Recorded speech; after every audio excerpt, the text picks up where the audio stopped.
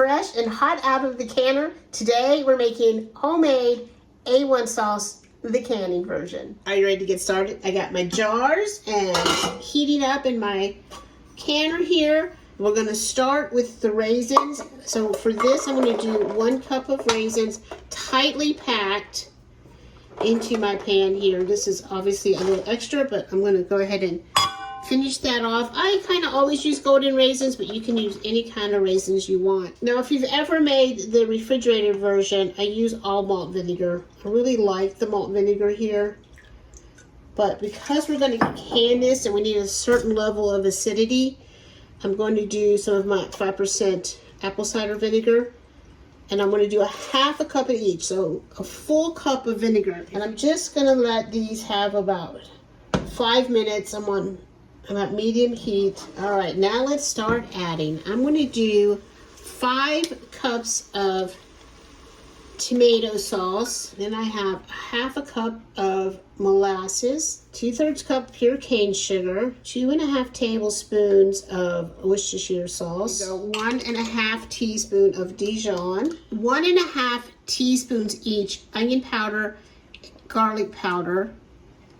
And then for some allspice, I'm going to do about a half of a teaspoon. I'm just going to call for a large pinch of cloves, 1½ teaspoon of celery seed, and a 1/4 teaspoon of ground cardamom. Next, we're going to do white and black pepper, although I am going to use my mixed pepper blend. That's just my favorite. And I'm going to do 1 teaspoon each. I'm going to do a tablespoon of tamari, but I'm kind of just going to put it in here just to try to get some of that molasses out of there. I'm going to do about a teaspoon of my kosher salt. Now we're just going to simmer this for about 20 to 25 minutes. We just want to make sure it's heated all the way through and that those spices get really hydrated. A lot more tomatoey than my refrigerator A1 sauce, but I was really just kind of looking to bulk it up and add enough acidity that I could water bath can it, which is why. So now it's time to puree. If you don't have an immersion blender, you can do this in your food processor or your regular blender. I think we're good. You really want to make sure all those raisins get pureed. Next, I'm going to taste mine and see if I want to adjust anything. Again, there is more tomato in here than my normal batch. I don't want it to be tomato forward. I really want it to have that spiciness of an A1 sauce.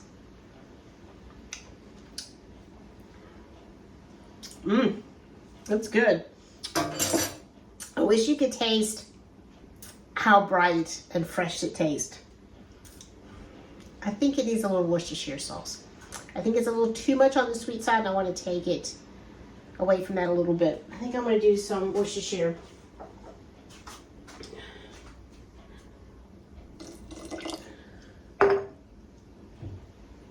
And I don't think that's it.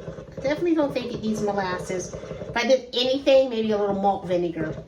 Again, take it into that more acidicness. And you want to leave a ½ inch head space. You want something just to run down the sides and to remove the air bubbles. So now I'm going to continue to fill to ½ inch. I know better than to pick these up. They're so hot. Don't do this if you don't have, asbestos hands like I did. So this bottom one is your inch, and then this middle one is your ½ inch. That was hot. Okay, so I'm going to top mine off to a ½ inch. So for canning, I've got 4 3/4 pints, and then I have almost a ½ pint. This I'm going to let come to room temperature, pop it in the refrigerator to half for now. This we're going to can. Don't forget to clean the tops of your jars here. I have some vinegar. If you are canning anything sticky, definitely use vinegar. We want to make sure that we have a really good seal, because if there's any kind of stickiness or sauce or anything left, it won't seal. And then my flats I washed, and then rings finger tight. Now we're going to go drop them in. So my water's all nice and hot. I have a rack in here. This is just a little makeshift canner that I made here, and if I can get it out of there to show you. It's just a little cooling rack thing. You don't want your jars to touch the bottom of your pot. And then you really just need a pot big enough that you can have that rack and that you can put your jars in here, and there's at least an inch of water above them. And then we're going to bring this back to a boil. As soon as this comes to a boil, we're going to set our timer. 10 minutes. That's it. 10 minutes. And in 10 minutes, you're going to have 4 jars of A1 steak sauce in your pantry. Heat off, lid off, and let them sit 5 minutes before you pull them out. How exciting is it to create your own sauces like this and not rely on the things in the grocery store? Now, when you come out of the canner, put them on a towel, sit them someplace where they can sit undisturbed of 12 to 24 hours. And when you come back the next day, you want to remove the rings. Don't store them with the rings on.